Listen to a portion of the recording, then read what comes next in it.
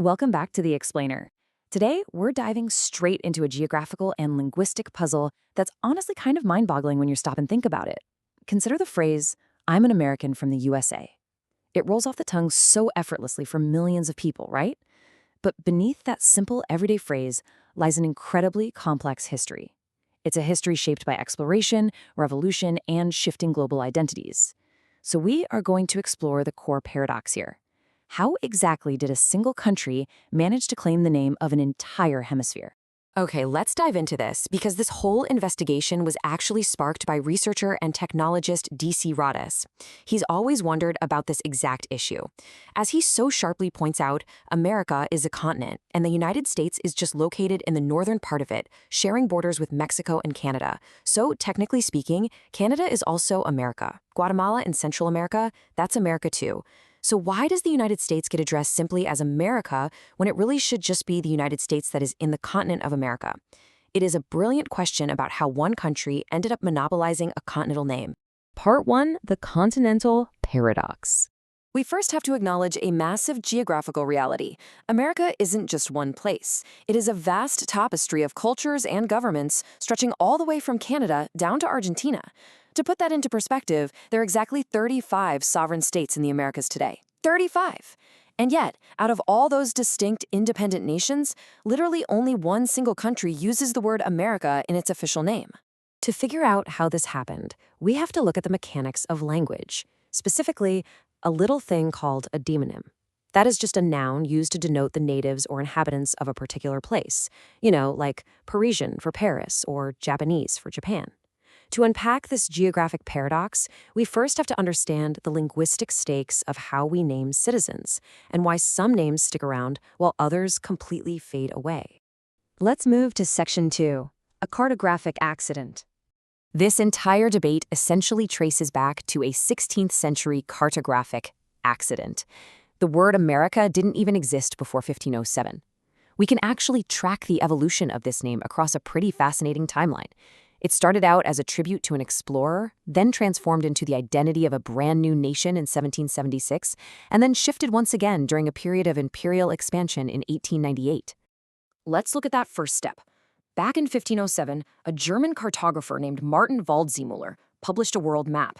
He had been reading letters from the Italian explorer Amerigo Vespucci, who realized these lands were actually a new world and not Asia. So Waldseemüller labeled the southern portion of this new hemisphere America, which is just a Latinized, feminine version of Amerigo. What's incredibly ironic here is that the name originally applied specifically to what we now know as South America. It was born far, far south of the modern U.S. border. Section 3, the missing adjective.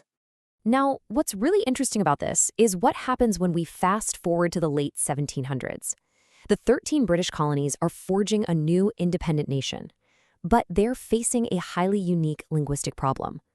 When Thomas Jefferson wrote the unanimous Declaration of the 13 United States of America in 1776, the U in United was actually written in lowercase in early drafts. This shows us that United States was originally meant as a description of a political framework. It was a confederacy of separate states located in America. It wasn't actually intended to be a singular consolidated noun. But here's the roadblock. Because United States is a political system, it completely lacks a smooth adjective in the English language. United Statesian sounds, well, like an alien race, and USian is just incredibly clunky. Even the famous architect Frank Lloyd Wright proposed the term Usonian, but that predictably remained completely niche. So English speakers organically defaulted to the geographic locator American simply because it was the path of least linguistic resistance. You might think early U.S. leaders didn't care, but they were highly aware of this distinction. George Washington, for instance, frequently preferred to call his country the Union or the Republic in his speeches. Leaders of that era actively avoided monopolizing the term America because they knew full well their borders didn't cover the whole continent. They knew the term equally belonged to places like Paraguay or Labrador, and they actually respected that. Moving on to Section 4, the imperial shift. So when exactly did the terminology change? Well, to understand why America became the dominant domestic term, we have to look to 1898. The United States expanded significantly, acquiring overseas territories like the Philippines and Puerto Rico. Suddenly, words like the Republic or the Union felt a bit awkward to those in power. A union implies equal states, and a republic implies sovereignty resides with the populace.